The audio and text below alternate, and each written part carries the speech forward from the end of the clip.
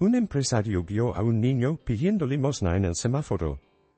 Cuando abrió la ventana de su limusina, no pudo creer lo que el niño fue capaz de hacer. Antes de empezar me gustaría que me siguieses y que comentases de dónde nos estás viendo, gracias. En una fría mañana de otoño, la ciudad se encontraba sumida en su habitual caos. Las bocinas de los automóviles sonaban constantemente, los peatones cruzaban apresurados las calles, y las luces del semáforo titilaban al ritmo frenético del tráfico.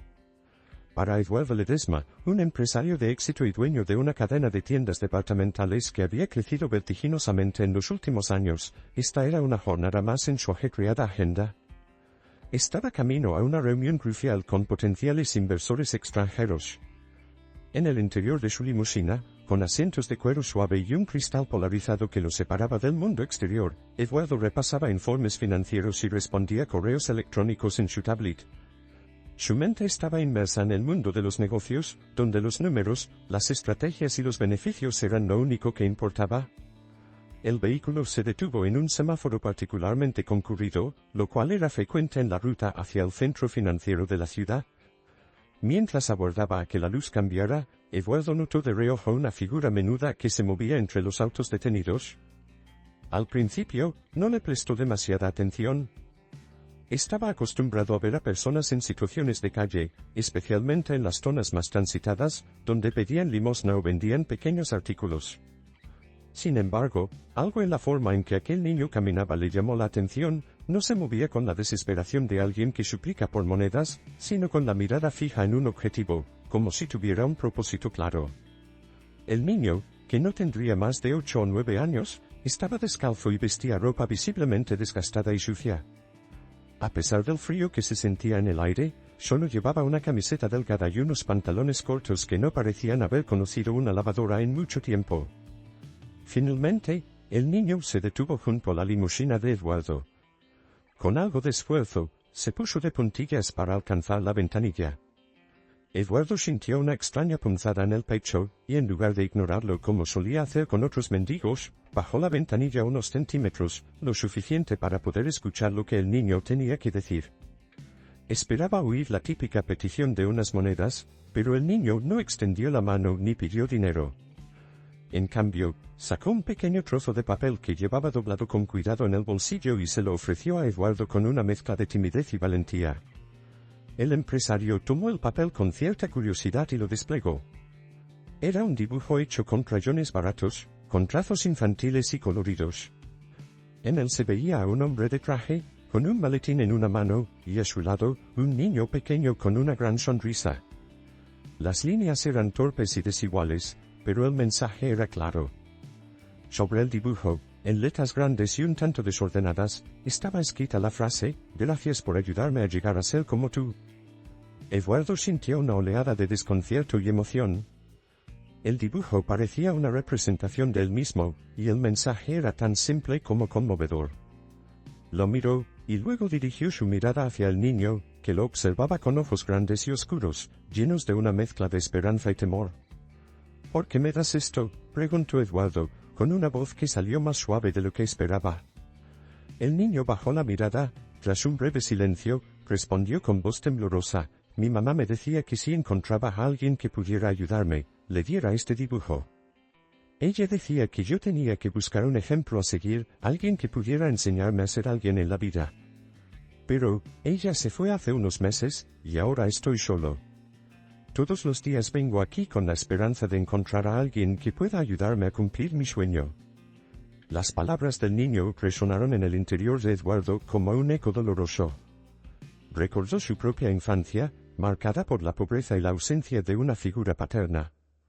Había crecido en un barrio humilde, donde las oportunidades eran escasas y las puertas se cerraban más a menudo de lo que se abrían. Sin embargo, a fuerza de voluntad, sacrificio y una ambición incansable, había logrado ascender en la vida. Pero en el camino, había perdido parte de su humanidad, se había vuelto un hombre de negocios implacable, enfocado únicamente en los resultados. Sin saber bien por qué, sintió una conexión con aquel niño que estaba frente a él. Había algo en la mirada de Carlos que le recordaba a sí mismo, a aquel niño que había sido años atrás. Tomó una decisión repentina, algo inusual para él. Le pidió a su chofer que abriera la puerta y salió del vehículo. Se agachó hasta estar a la altura del niño y le extendió la mano con una sonrisa leve pero sincera. ¿Cómo te llamas?, le preguntó. Carlos, respondió el niño, con un brillo de esperanza en sus ojos. Carlos Núñez. Carlos, voy a proponerte algo, dijo Eduardo. Sube conmigo a la limusina. Quiero hablar contigo sobre una idea que tengo. Carlos dudó un instante, temeroso de que todo aquello fuera una broma cruel o un gesto pasajero de caridad. Pero al ver la expresión seria de Eduardo, se animó y aceptó. Una vez dentro del vehículo, Eduardo le contó un poco sobre su vida, de cómo había empezado con casi nada y había trabajado duro para llegar hasta donde estaba. Le explicó que quería ofrecerle una oportunidad, si Carlos se comprometía a asistir a la escuela y realizar ciertas tareas en sus oficinas, él se encargaría de cubrir todos sus gastos y lo ayudaría a formarse para que algún día pudiera cumplir su sueño de convertirse en empresario. Al llegar a la oficina principal de Eduardo, Carlos sintió que había entrado en un mundo completamente diferente.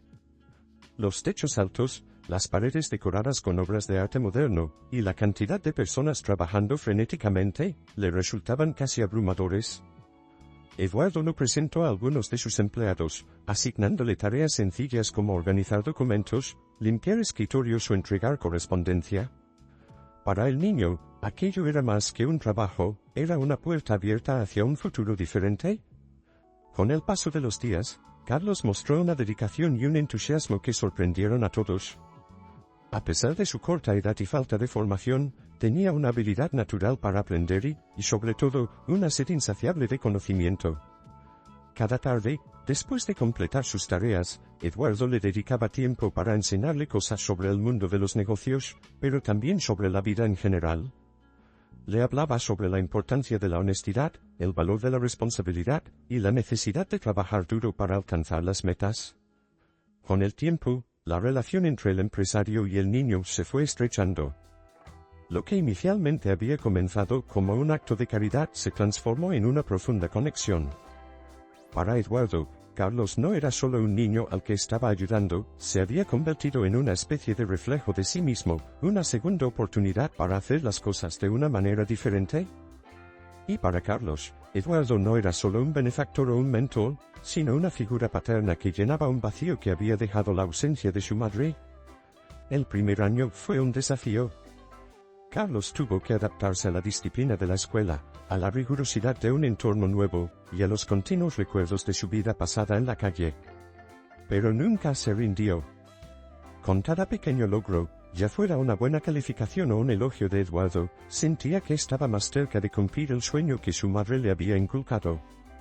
A medida que los años pasaban, Carlos no solo se destacaba en la escuela, sino que también se convertía en un rostro conocido en la empresa de Eduardo. Empezó a aprender más sobre finanzas, marketing y gestión de personas.